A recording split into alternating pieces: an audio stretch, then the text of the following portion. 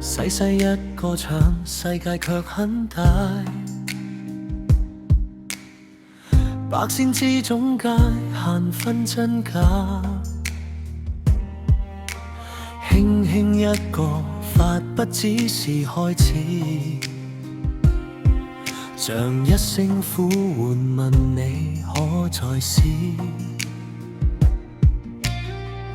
風聲過望似無形安排，你追我擋未必能理解，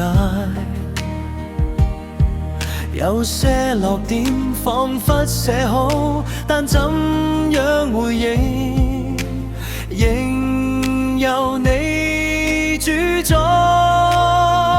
人生如拍黑球，一來一往之間，守住心中線，先至有得回彈。不怕佢扣殺，最怕心會散。光在遠方都會慢慢返。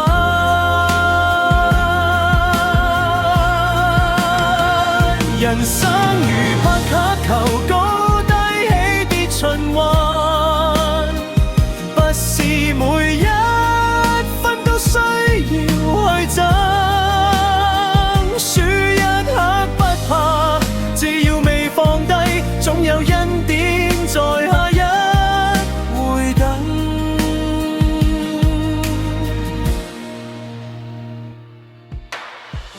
望前細求，像低聲禱告，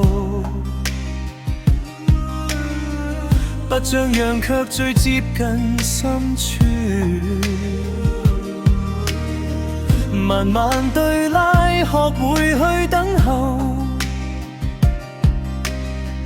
原來沉默都可以祝福。你以為失誤，其實是提醒，叫你停低看清方向。有時誤中未必係錯，可能帶你走另一條路。當你連失幾分開始懷疑自己，問天點解，卻未有回應。但風仍在吹，光仍在前，原來答案不一定用寫。